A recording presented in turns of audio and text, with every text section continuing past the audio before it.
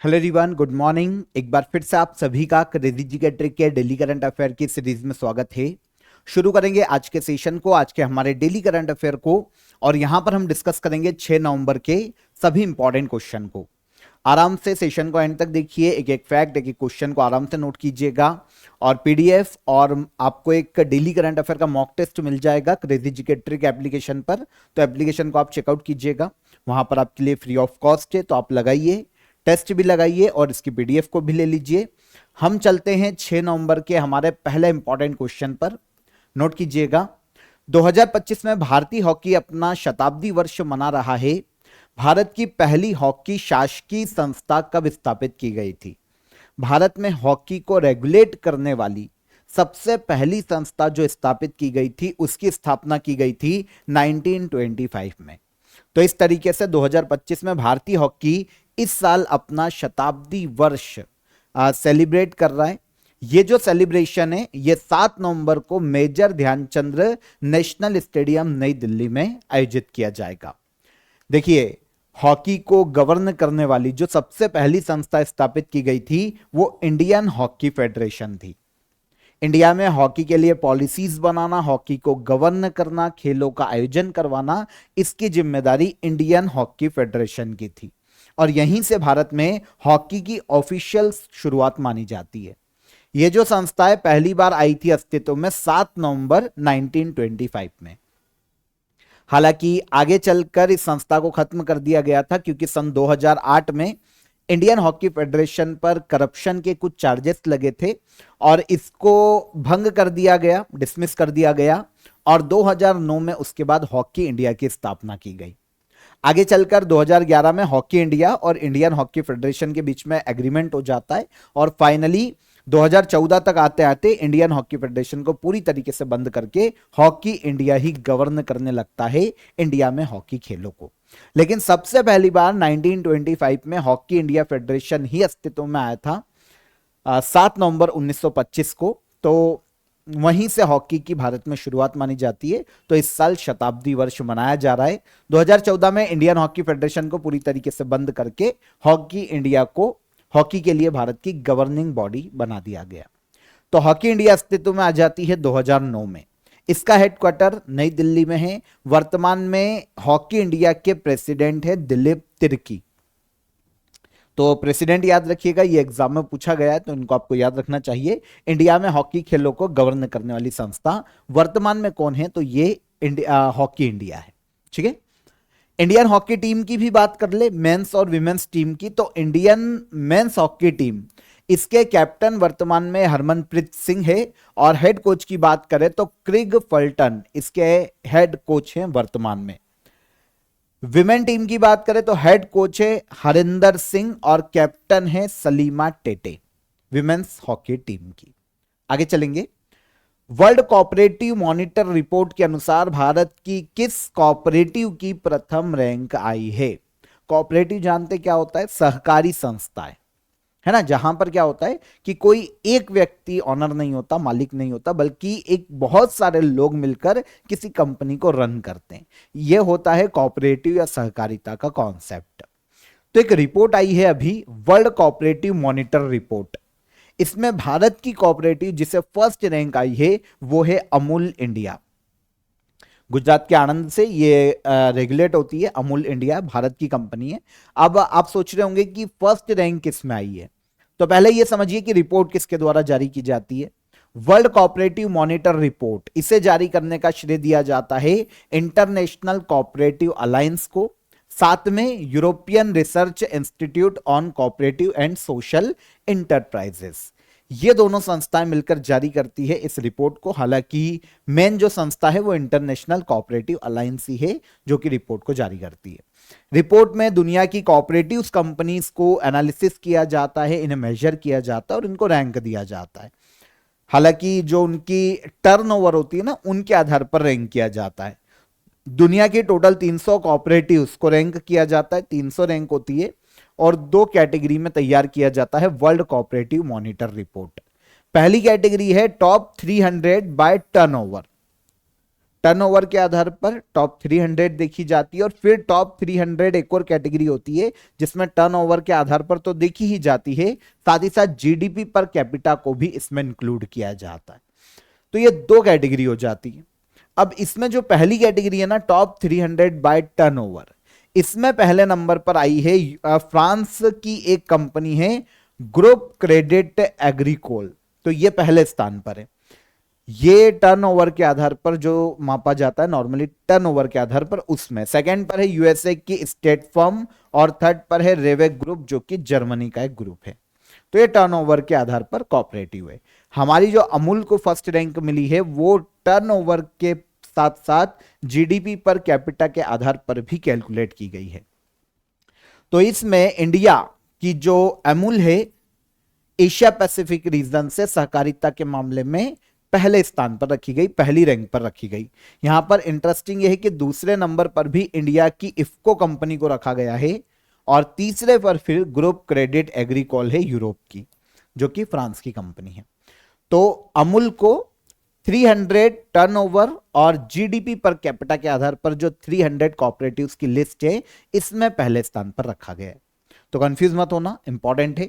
यहां पर world cooperative monitor report, आपको पता तो चल गया है किस आधार पर नापा जाता है, किस आधार पर रैंक किया जाता है। 2012 में यह पहली बार रिपोर्ट जारी की गई थी। पब्लिशर है द इंटरनेशनल कोऑपरेटिव अलायंस, जो मुख्य रूप से पब्लिश करता है। यह एक एनजीओ की तरह नॉन गवर्नमेंटल ऑर्गेनाइजेशन है। पूरे वर्ल्ड में कोऑपरेटिव्स को सपोर्ट करना, सहकारी कंपनियों को आगे बढ़ाना, इनके संबंध में रिसर्च करना, देशों को मोटिवेट करना कि वो कोऑपरेटिव्स कंपनीज को आगे बढ़ाएं, ये काम है द इंटरनेशनल कोऑपरेटिव अलायंस का। 1895 में इसकी स्थापना हुई थी और ब्रुसेल्स बेल्जियम में इसका हेडक्वार्टर देखने को मिलता है। Okay. International conference on green hydrogen का आयोजन किस मंत्रालय के द्वारा किया जाएगा? कॉन्फ्रेंस के नाम से हमको समझ में आ जाएगा कि कॉन्फ्रेंस का उद्देश्य क्या है। ग्रीन हाइड्रोजन को बढ़ावा देना, ग्रीन हाइड्रोजन के डेवलपमेंट पर विचार करना, चर्चा करना, कोई भी हर्डल से तो उन पर बातचीत करना कि कैसे दूर किया जा सकता है। यह उद्देश्य है international conference on green hydrogen को आयोजित किए जाने का। 2025 में ये जो कॉन्फ्रेंस है ये आयोजित करवा रहा है ministry of new and renewable energy. Bharat में ministry of new and renewable energy का आयोजन करवाएगा। यह आयोजन होगा 11 से लेकर 12 नवंबर को भारत की राजधानी नई दिल्ली में। भारत सरकार के नेशनल ग्रीन हाइड्रोजन मिशन का ही यह हिस्सा है जो समिट आयोजित की जा रही है, और कॉन्फ्रेंस का उद्देश्य वही जो मैंने आपको बताया कि ग्रीन हाइड्रोजन को कैसे बढ़ावा दिया जा सके। तो नेशनल ग्रीन हाइड्रोजन मिशन के तहत, क्योंकि समिट नई दिल्ली में आयोजित की जाएगी तो हम इसकी बात करें। भारत में ग्रीन हाइड्रोजन के यूज, प्रोडक्शन को बढ़ाने के लिए, एक्सपोर्ट को बढ़ाने के लिए एक मिशन शुरू किया गया था भारत सरकार के द्वारा 2023 में, जिसका नाम है नेशनल ग्रीन हाइड्रोजन मिशन। इसके तहत केंद्र सरकार ने 19,444 करोड़ रुपए का प्रावधान किया था 2029-30 के फाइनेंशियल ईयर तक। 2023-24 से शुरू होकर 2029-30 के फाइनेंशियल ईयर तक 2 फेज में ये चलाया जा रहा है, 2022 से 2026 तक और फिर 2026 से 2030 तक। डन। तो नेशनल ग्रीन हाइड्रोजन मिशन के तहत ही international conference on green hydrogen का आयोजन किया जाएगा भारत की राजधानी नई दिल्ली में 11-12 नवंबर को। आयोजन करवाने वाले ये हमारी मिनिस्ट्री कौन है? तो ministry and new and renewable energy इसका आयोजन करवा रही है। इस मिशन का, अगर हम ग्रीन हाइड्रोजन मिशन की बात करें तो इसका गोल क्या है, जिसके लिए 19,744 करोड़ रुपए केंद्र सरकार ने आवंटित किए। तो ग्रीन हाइड्रोजन प्रोडक्शन को कम से कम हर साल 5 MMT तक बढ़ाना इसका उद्देश्य।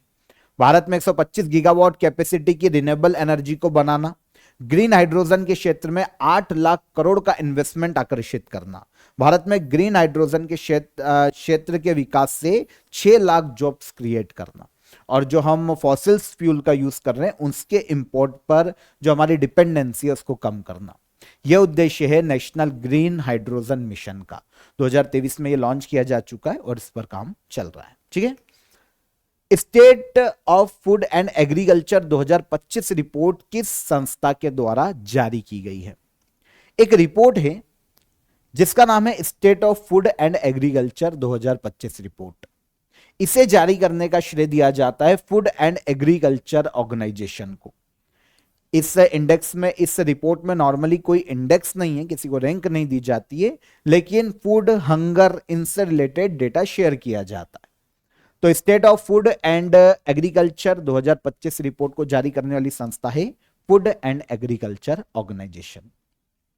रिपोर्ट में किसकी बात की गई, इसकी बात करें अगर हम, तो रिपोर्ट में दुनिया के एग्रीकल्चर, फूड नाम से समझ में आ जाएगा, और रिलेटेड कॉन्सेप्ट जितने भी है, चाहे वो मिट्टी से रिलेटेड बातें हों, सॉइल से रिलेटेड बातें हों, उसकी उपजाऊ क्षमता, जो सिंचाई है उनकी बातें हों, इनसे रिलेटेड डेटा दिया जाता है state of food and agriculture report में।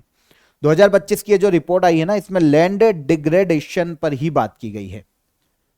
देखिए, अगर भूमि निम्नीकरण जिसे कहा जाता है, मतलब आप इसको ऐसे समझिए कि बंजर भूमि जहां पर बढ़ती जाती, तो बंजर भूमि या उपजाऊ भूमि, ऐसी भूमि जो किसी काम की भी नहीं, ना तो वहां पर कुछ बोया जा रहा है, ना सिंचाई की व्यवस्था है, ना पानी की व्यवस्था है ना कुछ उग रहा है, तो ऐसी भूमि, यह है भूमि निम्नीकरण। इससे रिलेटेड डेटा यहां पर इस बार शेयर किया गया है state of food and agriculture 2025 report में। इसमें कहा गया कि लैंड डिग्रेडेशन के कारण 1.7 बिलियन पीपल की क्रॉप जो यील्ड्स है वो 10% तक कम हुई है। मतलब जो उपजाऊ क्षमता या जो हम क्रॉप ले रहे हैं, फसल ले रहे हैं, वो 10% तक कम हुई है। इसके कारण पूरी दुनिया में सबसे ज्यादा प्रभावित जो देश है, एशिया सबसे ज्यादा प्रभावित है। सबसे ज्यादा जहां पर भी हमें भूमि निम्नीकरण देखने को मिल रहा है, वहां पर इसका असर यह हो रहा है कि पॉवर्टी, हंगर और मेल न्यूट्रिशन बढ़ता जा रहा है। गरीबी बढ़ती जा रही है, हंगर उस क्षेत्र में बढ़ता जा रहा है, और लोग कुपोषण के शिकार हो रहे हैं, कुपोषण के सिम्टम्स देखने को मिल रहे हैं लोगों में।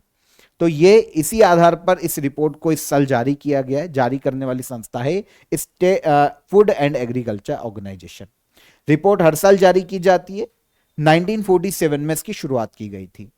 जिस संस्था के द्वारा जारी की जाती है, ये यूनाइटेड नेशन की एक ऐसी एजेंसी है, फूड एंड एग्रीकल्चर ऑर्गेनाइजेशन, जो कि पूरे वर्ल्ड में हंगर, फूड सिक्योरिटी के लिए काम करती है। हंगर को खत्म करना, फूड सिक्योरिटी को बढ़ाना, यह काम है फूड एंड एग्रीकल्चर ऑर्गेनाइजेशन का। यूनाइटेड नेशन की एजेंसी है। इसकी स्थापना 16 अक्टूबर 1945 में की गई थी। हेडक्वार्टर इटली के रोम में देखने को मिलता है।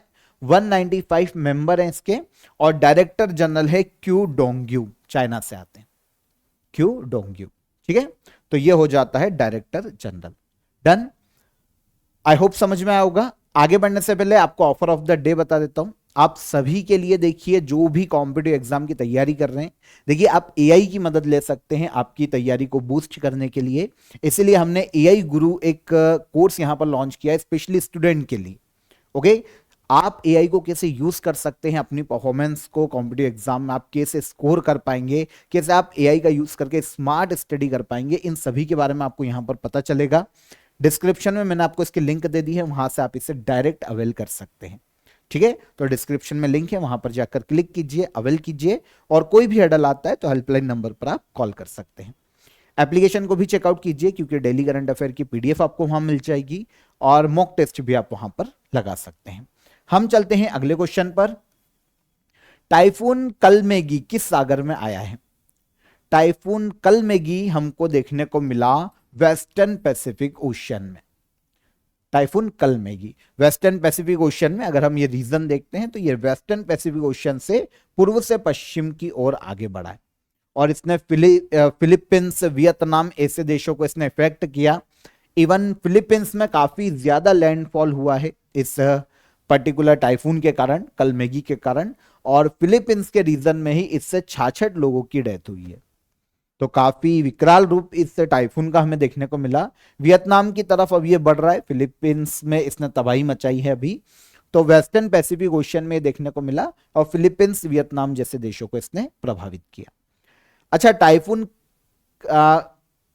अगर हम इस टाइफून की बात करते हैं, आंसर लिया कि नहीं हमने? आंसर ले लिया। वेस्टर्न पैसिफिक ओशियन में ये आया है टाइफून कलमेगी।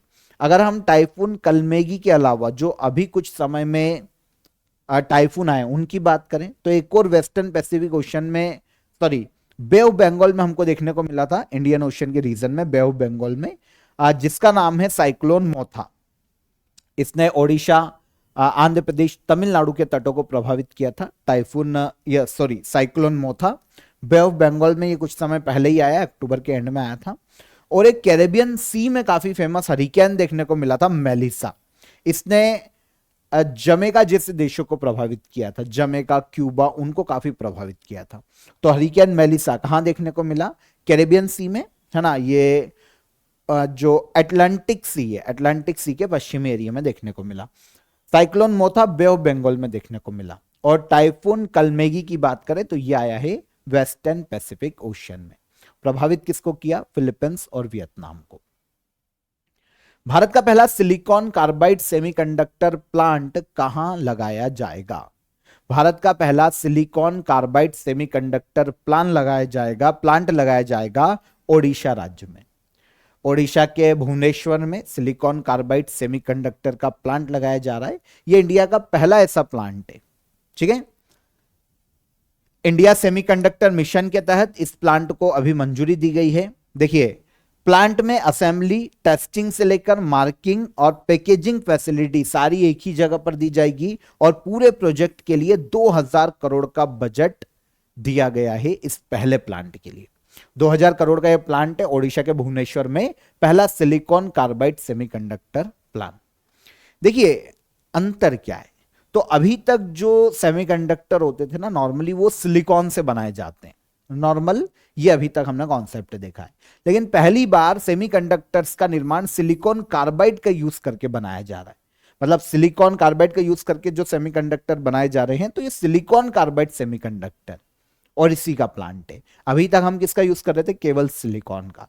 तो अभी तक हमारे पास जो सेमीकंडक्टर प्लांट थे उसमें सिलिकॉन का यूज करके हम बना रहे थे। पहला silicon carbide semiconductor plant Odisha के भुवनेश्वर में स्थापित किया जा रहा है, जिसकी टोटल लागत आएगी 2000 करोड़ रुपए, ठीक है। तो फायदा क्या है? अगर हम देखें कि नॉर्मल सिलिकॉन से जो सेमीकंडक्टर बनते हैं और अगर हम सिलिकॉन कार्बाइड से बनने वाले सेमीकंडक्टर को कंपेयर करें, तो सिलिकॉन कार्बाइड से बनने वाले सेमीकंडक्टर नॉर्मली साइज में छोटे होते हैं, वेट कम होता है ना, ये फायदा है। सेमीकंडक्टर हायर वोल्टेज और हायर टेम्परेचर पर भी अच्छे से काम कर पाता है। इसके अलावा सेमीकंडक्टर की स्पीड और एफिशिएंसी भी काफी बढ़ जाती है नॉर्मल जो सिलिकॉन से बने होते हैं उनकी अपेक्षा अगर हम कंपेयर करें। ईवी जितने भी व्हीकल्स होते हैं, फास्ट चार्जर, सोलर और जो विंड कन्वर्टर से, उनमें यूज किया जा सकता है अच्छे से सिलिकॉन कार्बाइड के जो सेमीकंडक्टर है उनका। तो एफिशिएंसी बढ़ जाती है अगर हम नॉर्मल सिलिकॉन के सेमीकंडक्टर से कंपेयर करें तो ऐसा पहला प्लांट लगाया जा रहा है ओडिशा के भुवनेश्वर में। भारत के किस बैंक का नाम बदलकर इंफ्रास्ट्रक्चर डेवलपमेंट बैंक किया जाएगा? तो भारत का एक बैंक है नाबफेड बैंक, जिसका नाम बदलकर किया जा रहा है इंफ्रास्ट्रक्चर डेवलपमेंट बैंक। जो एक एशियन डेवलपमेंट बैंक है ना, इसको टक्कर देने के लिए इंडिया ने नाबफेड, अगर हम फुल फॉर्म देखें नाबफेड का, तो national bank for financing infrastructure and development, ये इंडिया का एक बैंक है जिसको आरबीआई रेगुलेट करता है। इसका नाम बदलकर किया जा रहा है इंफ्रास्ट्रक्चर डेवलपमेंट बैंक। ये जो आरबीआई के अंडर में ये बैंक काम कर रहा है ना, ये भारत में इंफ्रास्ट्रक्चर के विकास के लिए ही लोन देता है। अब इसको इंटरनेशनली एशियन डेवलपमेंट बैंक के बराबर बनाने के लिए इंटरनेशनल फाइनेंस जो फाइनेंशियल इंस्टीट्यूशन है, इसकी तरह इसे रिफॉर्म किया जाएगा, इसीलिए नाम भी चेंज कर दिया गया इंफ्रास्ट्रक्चर डेवलपमेंट बैंक। इंडिया के अलावा भी वो एशियाई लेवल पर ये दूसरे देशों को लोन दे पाएगा इंफ्रास्ट्रक्चर डेवलपमेंट के लिए। भारत के पास अभी तक एशियन डेवलपमेंट बैंक की तरह कोई भी ग्लोबल फाइनेंशियल इंस्टीट्यूशन नहीं है। तो अभी तो जो चल रहा है आरबीआई के अंडर में, है ना, अगर हम नाबफेड की बात करते हैं, आरबीआई के अंडर में चल रहा है और ये इंडिया में ही इंफ्रास्ट्रक्चर डेवलपमेंट के लिए लोन देता है।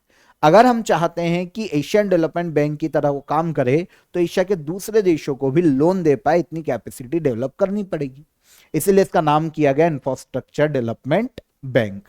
भारत अपनी ग्लोबल प्रेजेंस को बढ़ाने के लिए ग्लोबल बैंक बनाने का सोच रहा है और इसके साथ ही इंफ्रास्ट्रक्चर डेवलपमेंट बैंक का गठन किया जा रहा है। नाम चेंज किया गया है नाबफेड का और इंफ्रास्ट्रक्चर डेवलपमेंट बैंक किया गया, ठीक है, ताकि ग्लोबल फाइनेंशियल बैंक की तरह ये काम कर पाए। तो अगर हम national bank for financial infrastructure and development की बात करते हैं, जिसका नाम चेंज किया गया, तो अभी मैंने आपको बताया आरबीआई के अंतर्गत इसकी स्थापना की गई है, ठीक है।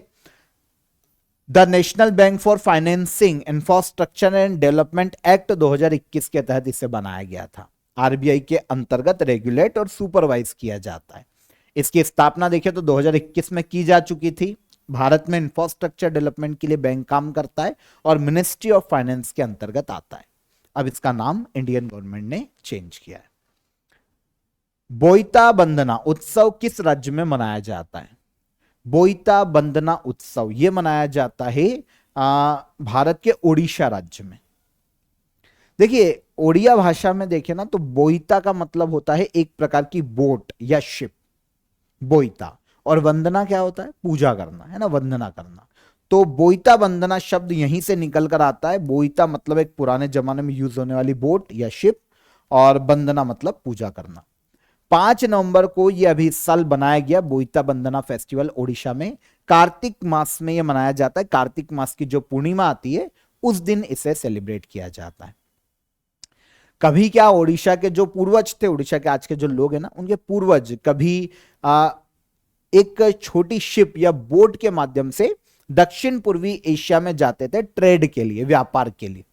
ओके, ऐसे लोग जो ट्रेड के लिए दक्षिण पूर्वी एशियाई देशों में जाते थे ना, बे ऑफ बंगाल होते हुए, उन्हें कहा जाता था सदाभास या सदाबास।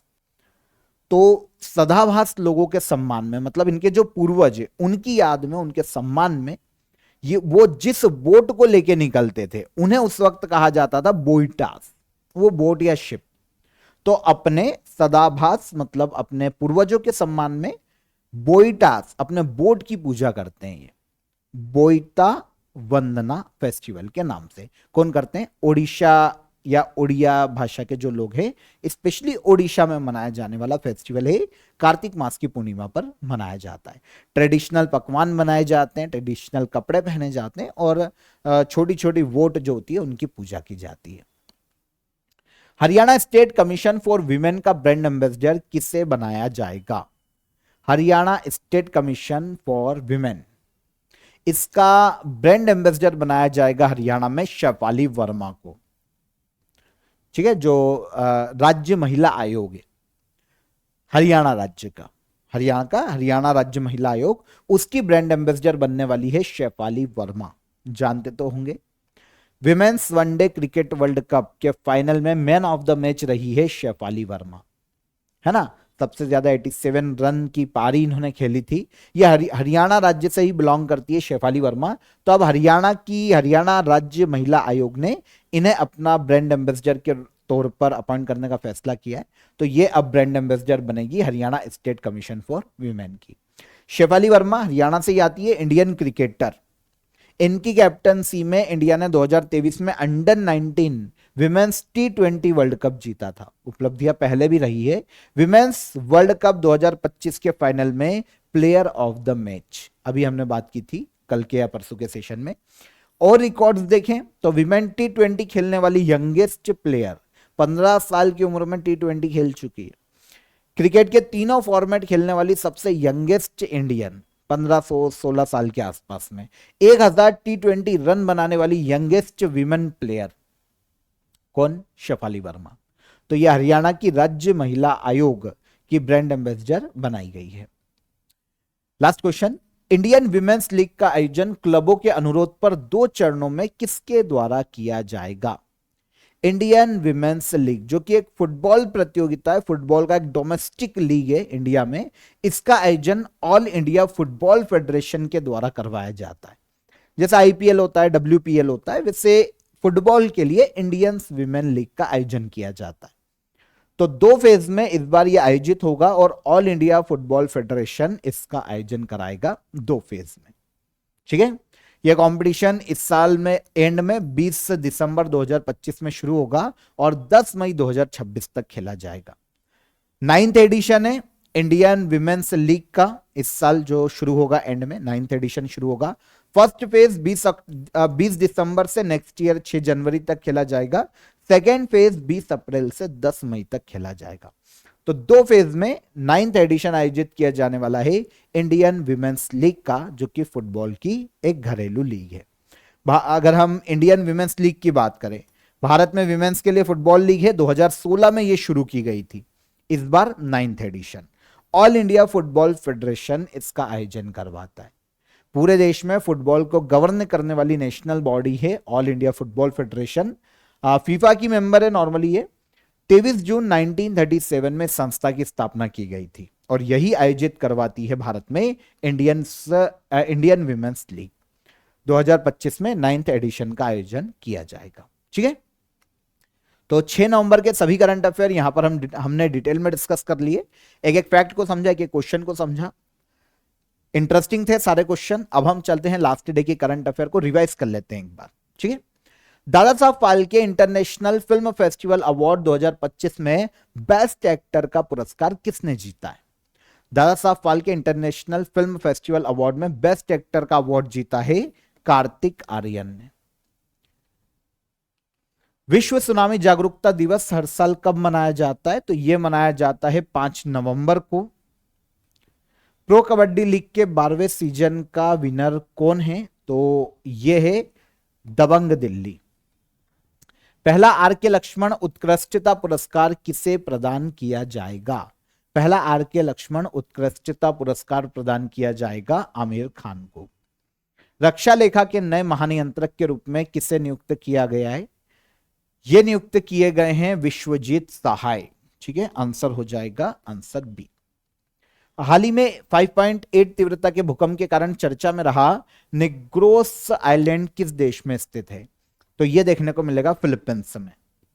दुनिया का सबसे बड़ा पुरातात्विक संग्रहालय किस देश में खोला गया है? यह खोला गया है इजिप्ट में। फ्रांस सरकार द्वारा भारत के किस व्यक्ति को प्रतिष्ठित नागरिक सम्मान Chevalier de l'Ordre National du Merite award से सम्मानित किया गया? तो यह दिया गया है फ्रांस गवर्नमेंट के द्वारा सुनील कांत मुंजाल को।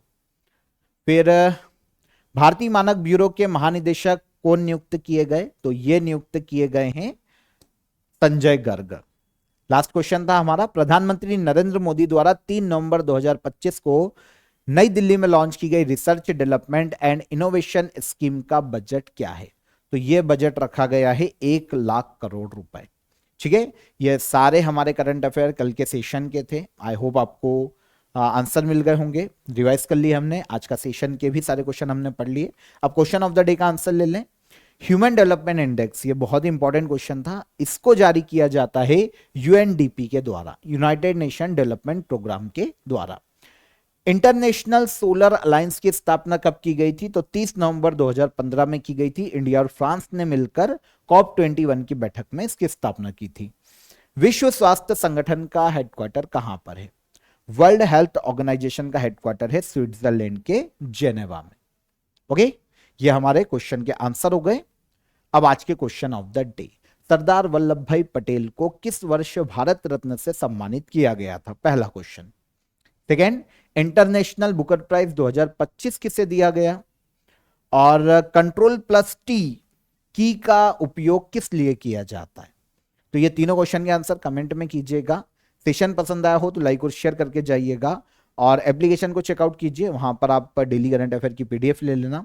डिस्क्रिप्शन में मैंने आपको एआई कोर्स की लिंक दे दी है, वहां पर क्लिक करके आप एआई कोर्स को ज्वाइन कर सकते हैं। कल मुलाकात करेंगे नेक्स्ट डे के करंट अफेयर में। तब तक अपना ख्याल रखिएगा। जय हिंद, जय भारत।